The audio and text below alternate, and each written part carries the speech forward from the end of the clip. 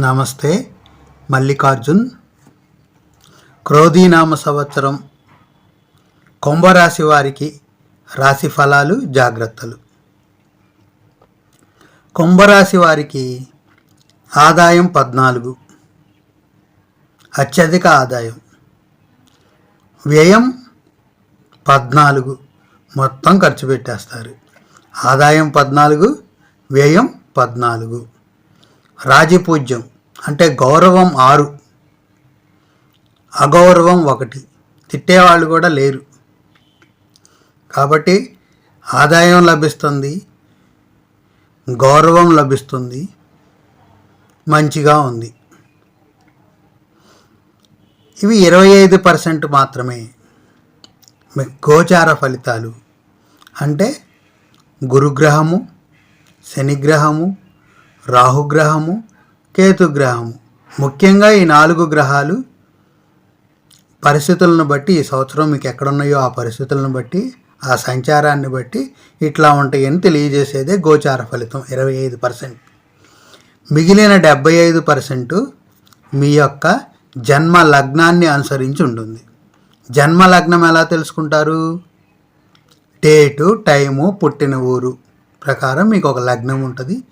ఆ లగ్నం ప్రకారం మీకు ఈ గ్రహాలు ఎక్కడున్నాయో, మీకు ఏ దశ నడుస్తుందో, ఏ యొక్క అంతర్దశ నడుస్తుందో, ఆ దశ అంతర్దశల యొక్క గ్రహాలు మీ జాతక చక్రంలో బాగుంటే బాగుంటుంది. మిగతా 75% మీకు ఒక ఉచ్చస్థితికి సంబంధించిన గ్రహం కానీ, పంచమాధిపతి గ్రహం కానీ, నవమాధిపతి గ్రహం కానీ, ధనాధిపతి గ్రహం కానీ, పంచమాధిపతి గ్రహం కానీ, నవమాధిపతి గ్రహం కానీ, ఉచ్చస్థితిలో ఉన్న గ్రహాలు కానీ మీకు దశలు జరుగుతున్నాయి అనుకోండి, మిగతా 75% కూడా బాగుంటుంది. అది మీకు తెలియలేదనుకోండి, మీ డేటు, టైము, పుట్టిన ఊరు నాకు వాట్సాప్ చేయండి. ఛానల్ హెడ్డింగ్లోనే నెంబర్ ఉంది. నేను మీకు ఆ మిగతా 75% కూడా ఆ ఏ దశ ఉంది, ఏ అంతర్దశ ఉందో మీకు చెప్తాను. వాట్సాప్ చేయండి, కాల్ చేయవాకండి. నెక్స్ట్ డే నేను చెప్తాను. ఇవాళ మీరు వాట్సాప్ చేస్తే నెక్స్ట్ మీకు జాతక పట్టిక పంపించి ఏ టైంలో కాల్ చేయమంటారని చెప్తాను. సాధారణంగా సాయంత్రం 5 నుంచి 6 గంటలు కాల్ చేస్తే మీకు ఆ 75% కూడా ఎలా ఉందో ఉచితంగానే నేను మీకు చెప్తాను. అది కుంభరాశి వారికి ఆదాయం 14, వ్యయం 14, గౌరవం 6, అగౌరవం 1. ఎట్లా ఉన్నాయి గ్రహాల యొక్క పరిస్థితులు ఏంటో తెలుసుకోవాలి. అంతా బాగా ఉండదుగా, కొంత నెగిటివ్ ఉంటాయి, జాగ్రత్తలు ఉంటాయి. ఆదాయం 14 అన్నాం కదా అని అందరికీ రావు. కొంచెం జాగ్రత్తలు ఉంటాయి, వస్తాయి. ఆ జాగ్రత్తలు, ఆచరణ విధానాలు ఉంటాయి. ఖర్చు కూడా ఉంది కదా అని ఎలా పడితే అలా ఖర్చు పెట్టకూడదు. ఆ ఖర్చు పెట్టడానికి కూడా విధానం ఉంది. లేదనుకోండి మళ్ళీ అప్పులు పాలవుతారు, తర్వాత కాలాల్లో ఇబ్బందులు పాలవుతారు. అది కూడా తెలుసుకోవాలి. ఎవరెవరు నక్షత్రం ప్రకారం ఎవరైతే పేరు పెట్టుకున్నారో వారు మాత్రమే ఈ కుంభరాశి ఫలితాలు చూసుకోవాలి. అట్లాగా ఉండి మీ పేరు పెట్టేసుకొని మీకు ఏదో పేరు ఉంటుంది, ఆ పేరు కుంభరాశి మ్యాచ్ అయిందని పెట్టుకున్నది కాదు. మీ పేరు నక్షత్రాన్ని అనుసరించి పెట్టినదైతేనే మనం చెప్పిన ఈ గోచార ఫలితాలు మీకు వర్తిస్తాయి. అలా లేదనుకోండి మీకు వర్తించవు. తెలుసుకోండి. మీ డేట్ ఆఫ్ బర్త్ ఉంటే మీకు ఏ నక్షత్రమో తెలుసుకోండి. మీకు తెలియకపోతాయి. డేట్ కనుక కరెక్ట్గా ఉంటే మిగతా ఏమీ తెలియకపోయినా తెలుసుకోండి. అప్పటి నుంచి ఆ రాశి ఫలితాలు చూసుకోండి. డేట్ తెలిస్తే కనీసం రాశి తెలుస్తుంది. 99% డేట్ తెలిస్తే రాశి తెలుస్తుంది అనమాట. దాన్ని అప్పుడు ఫాలో అవ్వాలి. అట్లా డేట్ ప్రకారం కాకుండా పేరు ప్రకారం ఫాలో అవ్వకండి. నక్షత్ర ప్రకారం పెట్టుకోని వాళ్ళు మీకు మ్యాచ్ అవ్వదు అనమాట. అవన్నీ అనవసరమైన విషయం అనమాట.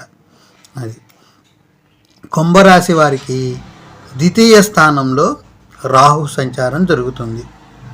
ద్వితీయ స్థానంలో రాహు ఉంటే, ద్వితీయ స్థానం అంటే విద్యాస్థానం, ధనస్థానం, కుటుంబ స్థానము,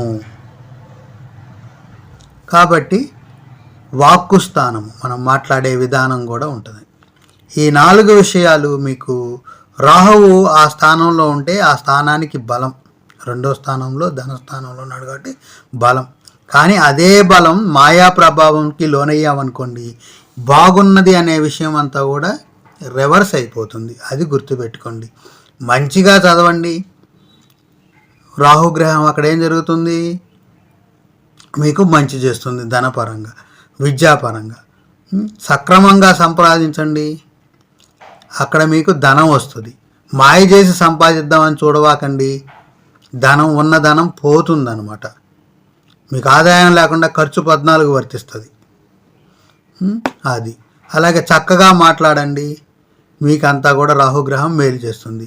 మాట అదుపులో లేదనుకోండి, రాహు ప్రభావంతో ఏమవుతుంది, ఇబ్బందుల పాలవుతారు ఎదుటి వాళ్ళతో, మీ సహచరులతోనో కుటుంబ సభ్యులతోనో ఎక్కడైనా సరే.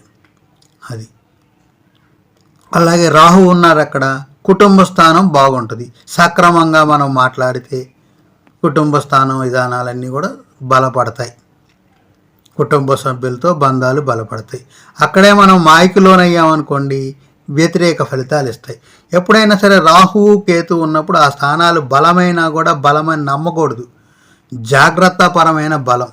అదేంటి, జాగ్రత్తలు తీసుకుంటేనే ఆ బలం వర్తిస్తుంది మీ ధనస్థానంకి. కాబట్టి ఎక్కువ శాతం శుభాలే జరుగుతాయి.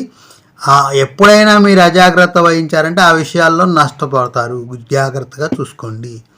కాబట్టి ఆదాయానికి డోకా లేదు, రాహు ఆ స్థానం బలోపేతంగా ఉంటుంది. మీరు ధనపరంగా మీరు ఇన్వెస్ట్మెంట్లు అట్లాంటివన్నీ ఏమి చేయకండి, వేరే వాళ్ళ మాటలు వినకూడదు. అక్కడ వేరే వాళ్ళు మాటలు వింటున్నారంటే మీరు మాయలో పడుతున్నట్టు అర్థం. మిమ్మల్ని వేరే వాళ్ళు మాయ చేయబోతున్నారు రాహు ప్రభావంతో. మీ దగ్గర డబ్బులు ఉన్నాయి, ఈ డబ్బులతో మీరు ఇది కొనండి, మీకు నచ్చితే కొనాలి. వేరే వాళ్ళు చెప్పారని మీరు కొన్నారనుకోండి, అక్కడ మీరు మోసపోబోతారు ఏదన్న విషయంలో.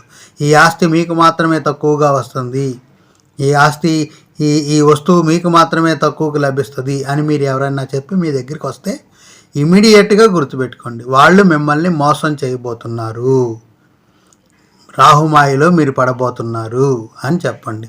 అవి నాకేమీ ఇప్పుడు వద్దులే అని చెప్పారనుకోండి, మాయ మీకేమీ వినదు, మీకేమీ వర్తించదు అనమాట. అది గుర్తుపెట్టుకోండి. మీకు వచ్చే ధనానికి ఇబ్బంది ఏం లేదు, బ్రహ్మాండంగా ఉంటుంది రాహు అక్కడ ఉన్నట. ఇట్లాంటి వాటి వల్ల ఏమైతే ఆ ధన నష్టం జరిగే అవకాశాలు ఉంటాయి రాకపోగా. అది మీకు ఉద్యోగపరంగా, వ్యాపారపరంగా మీకు సక్రమంగా మీరు పనిచేస్తుంటే మీకు ఎంత ఆదాయం రావాలో అంత ఆదాయం వస్తుంది, బెనిఫిట్స్ వస్తాయి, బోనస్లు వస్తాయి, అవన్నీ వస్తాయి. వ్యాపారపరంగా అత్యధిక లాభాలు పొందుతారు. మీరు మాయలో పడి మాయా వ్యాపారం చేద్దాం అనుకుంటే నష్టపోతారు. అది కుంభరాశి వాళ్ళకి ధనం బాగున్నా కూడా చెప్పవలసిన జాగ్రత్త. నెక్స్ట్ శనిగ్రహము. శని కుంభరాశిలోనే ఉన్నాడు, ఏలినాడు శని అనుకోవక్కర్లా. మీకు మీ మీద శని ప్రభావం ఎక్కువ ఉండదు కుంభరాశి వాళ్ళకి. మకర రాశి వాళ్ళకి, కుంభరాశి వాళ్ళకి శని ప్రభావం ఎక్కువ ఉండదు. మీకు ఆల్రెడీ 2.5 సంవత్సరాల నుంచి ఏలినాటి ప్రభావం మూడేళ్ల నుంచి జరుగుతుంది. అదేం మీ మీద ఎక్కువేం ప్రభావం చూపించదు కుంభరాశి వాళ్ళకి. శని ప్రభావం వేరే వాళ్ళకు కూడా చూపించదు. శని ఏంటి, కర్మకారకుడు, దండనాయకుడు, కర్మఫల ప్రదాత. నీ కర్మలు సత్కర్మలుగా ఉంటే శని వచ్చి అభినందించి మీకు మేలు చేకూర్చి వెళ్ళిపోయిద్ది ఆ గ్రహం. అంటే సత్కర్మలు అంటే మనలో ఉన్న శనిగ్రహ శక్తి అక్కడ మీకున్న జాతక లగ్నాన్ని బట్టి మీలో ఆవిష్కరించబడుతుంది. కుంభరాశి వాళ్ళకి ఏం జరుగుతుంది, శని ఆయన కాబట్టి ఎక్కువ సత్కర్మలే ఉంటాయి ఆ రాశిలో వాళ్ళకి ఎక్కువగా. అది కాబట్టి గుర్తుపెట్టుకోండి. ఈ శని ఇప్పుడు కుంభరాశి అంటే ఎవరు చూసుకోవాలంటే ధనిష్ట నక్షత్రం 3వ పాదం 4వ పాదం వాళ్ళు, పూర్వాభాద్ర నక్షత్రం 4 పాదాల వాళ్ళు, ఉత్తరాభాద్ర నక్షత్రం 1వ పాదం వాళ్ళు.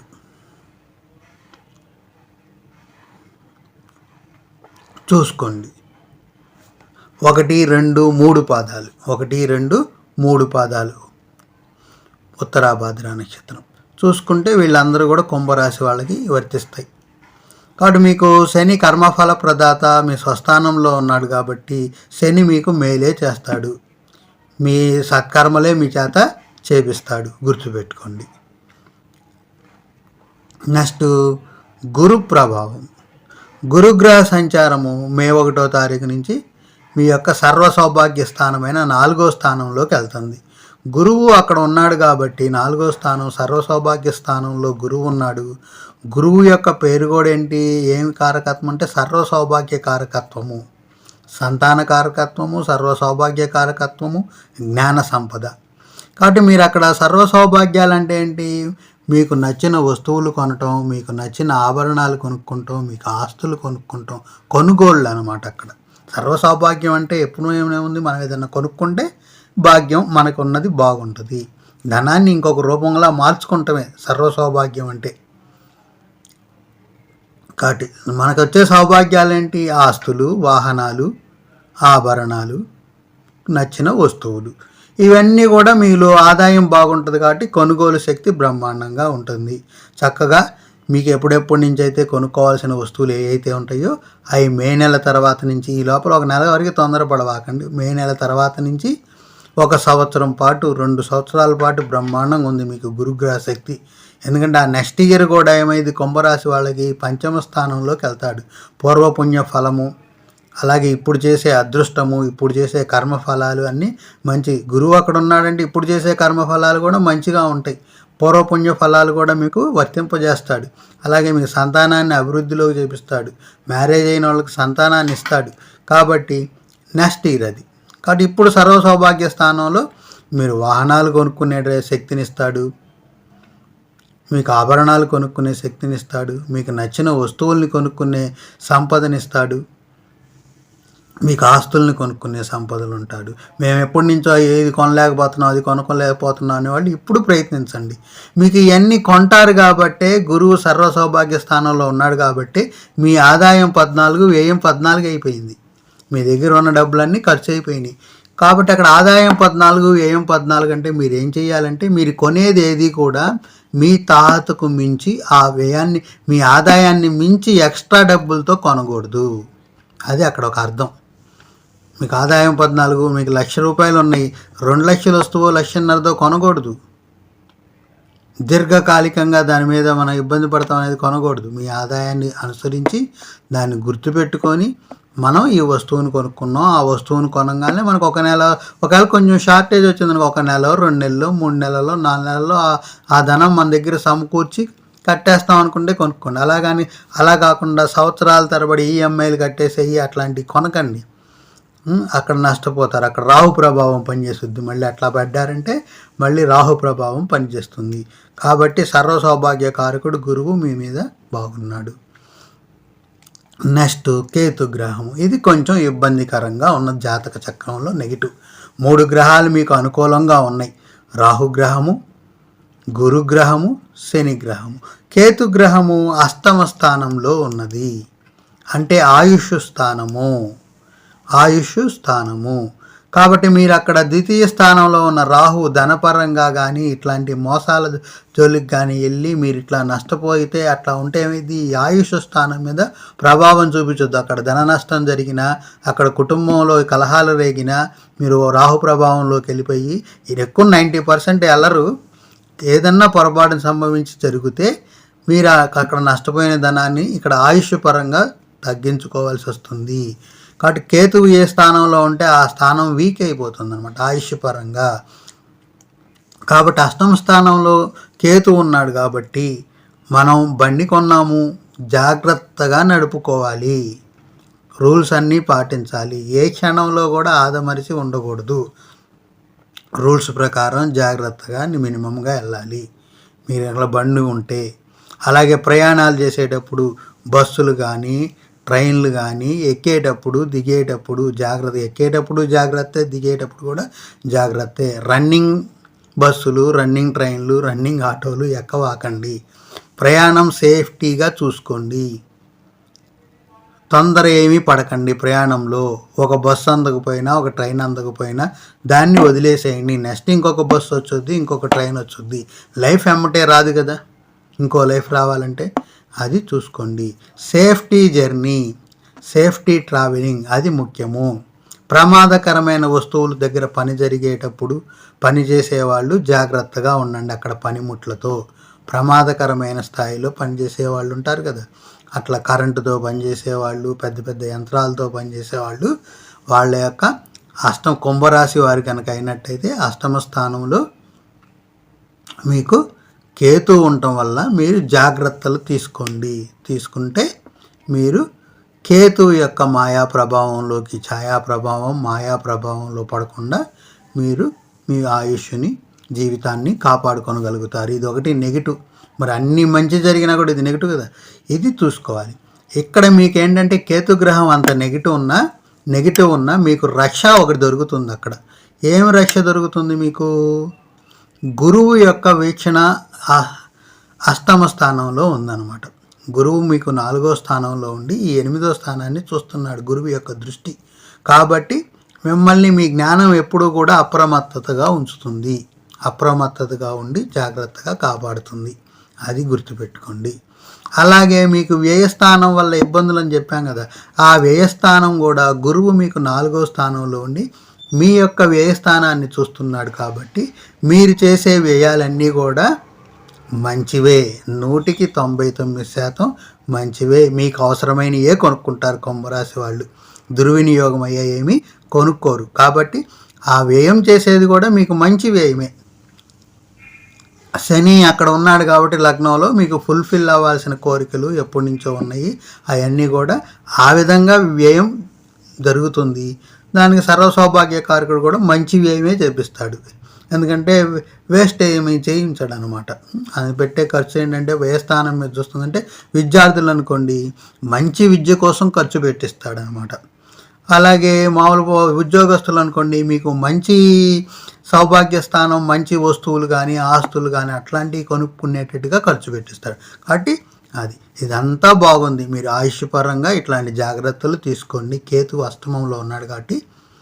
అలాగే ద్వితీయంలో రాహు ఉన్నాడు కాబట్టి మీ ధనాన్ని మాయలో పడకండి. మీ దగ్గర ధనం ఉంటుంది, ఆ ధనాన్ని మీకు కొంచెం మోసపోయారా నష్టపోతారనమాట, మాయ అన్నమాట. కాబట్టి ఎవరి మాటలు వినొద్దు, మీ మాటే మీరు వినండి. అర్థమైందా? ఇలా ప్రవర్తిస్తే మీకంతా కూడా కుంభరాశి వాళ్ళకి మేలు జరుగుతుంది. 25% గోచారం ప్రకారం గుడ్, అష్టమంలో కేతువు తప్ప.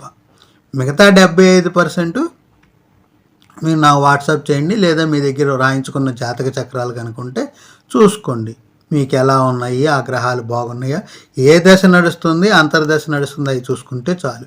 ఆ దశ అంతర్దశలు ఏ భావాలకి ఆధిపత్యం వహిస్తున్నాయో చూసుకుంటే ఆ భావాలు మీకు బాగున్నాయో లేవో తెలుస్తుంది అనమాట.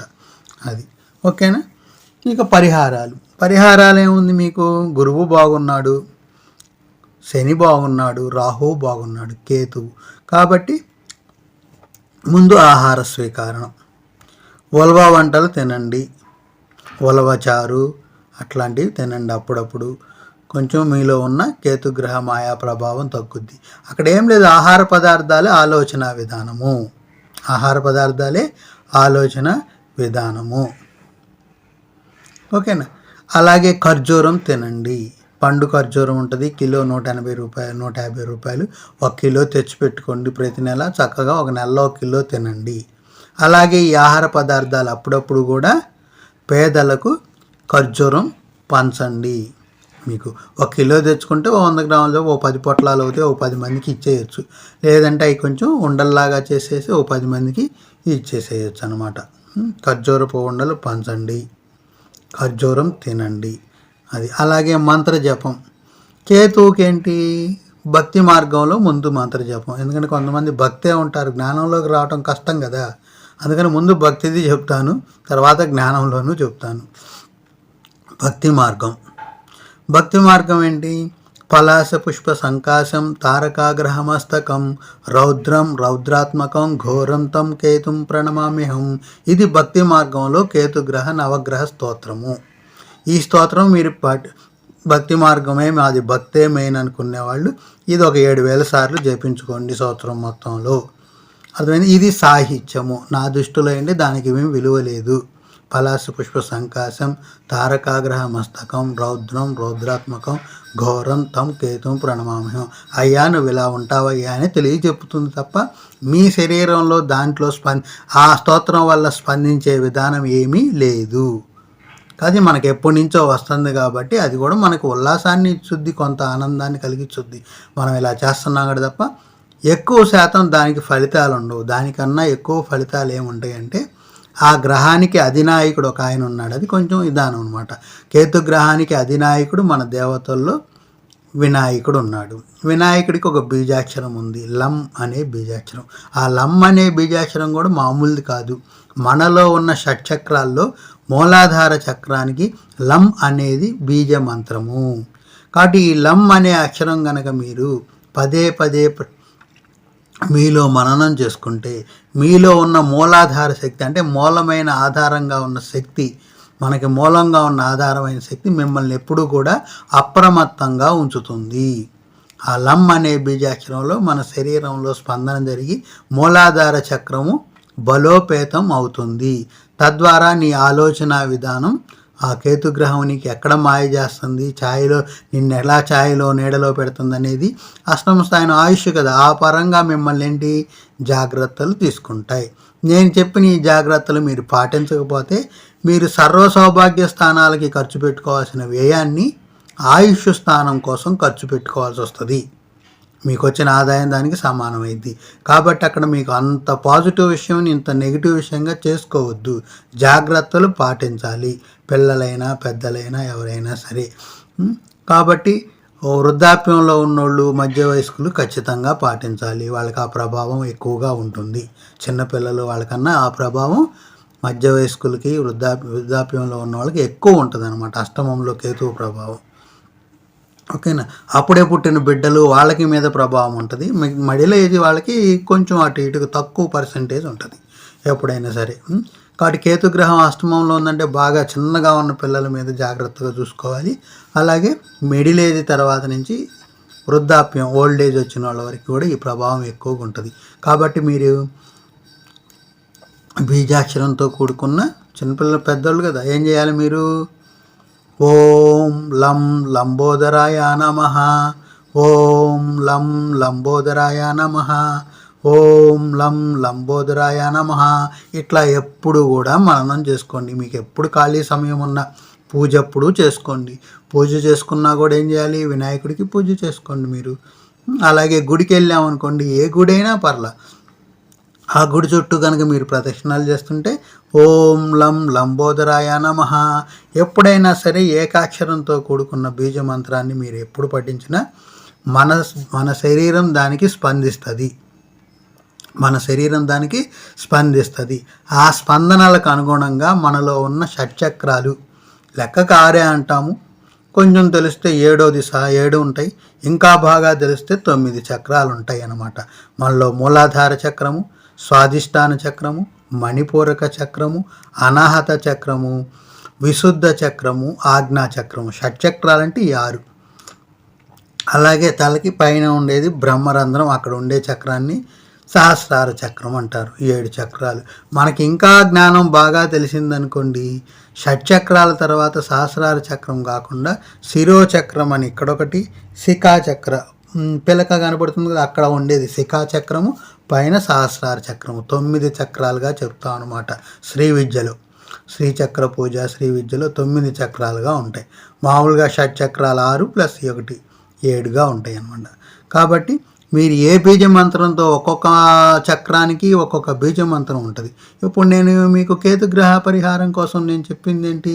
మూలాధార చక్రానికి సంబంధించిన బీజ మంత్రము. అక్కడ అధిపతి నాయకుడు కాబట్టి అది భక్తి, జ్ఞానం ఎంత ఉన్నా సరే కొంచెం భక్తి కూడా మనం కలిపితేనే మనం భారతీయులం. అందుకని భక్తిని పక్కన పెట్టేసి మనం జ్ఞానంలో ఉండడం అన్నా మన వల్ల కాదు. ఎందుకంటే భక్తి అనేది ప్రధానం కాదు. మన పెద్దలు భక్తి మార్గంలో మనకి ఇవన్నీ నేర్పల, తర్వాత భక్తి డామినేట్ చేస్తుంది అంతే. మనదంతా కూడా ప్రకృతిని దైవంగా పెట్టుకున్న వాళ్ళం మనం. ఫస్ట్ ప్రకృతిని మనం దైవంగా మార్చుకొని వేదాలు కానీ పురాణాలు కానీ ఇవన్నీ రాసుకున్నాం. ఆ ప్రకృతినే మరో పేరుగా భక్తిలోకి మార్చుకున్నాం.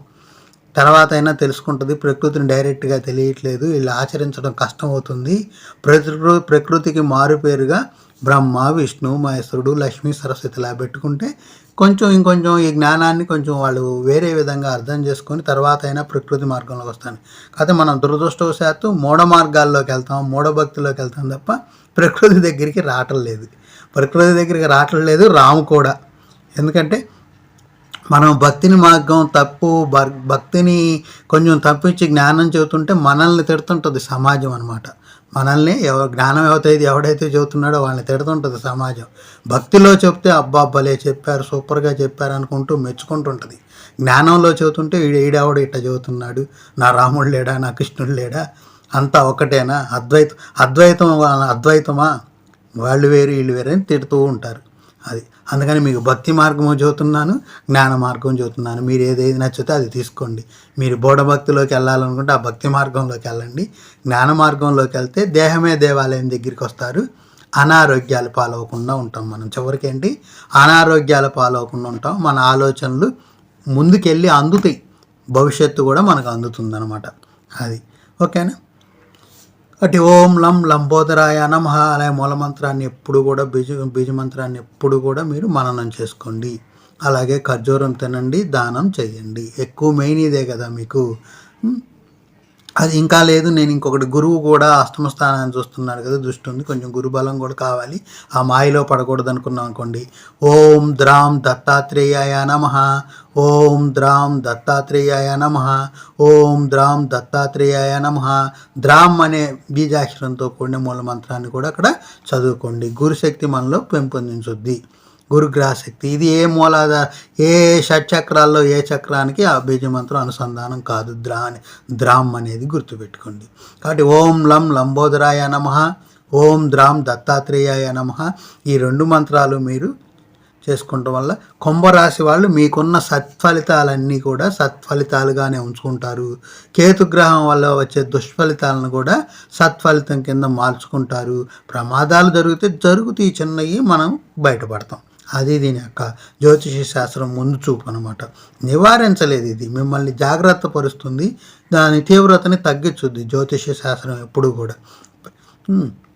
చెప్తాను నేను కదా, వృక్షాలకి వృక్షశాస్త్రం, జంతువులకు జంతు శాస్త్రం ఎలాగో మన మానవులకు జ్యోతిష్య శాస్త్రం అలాంటిది.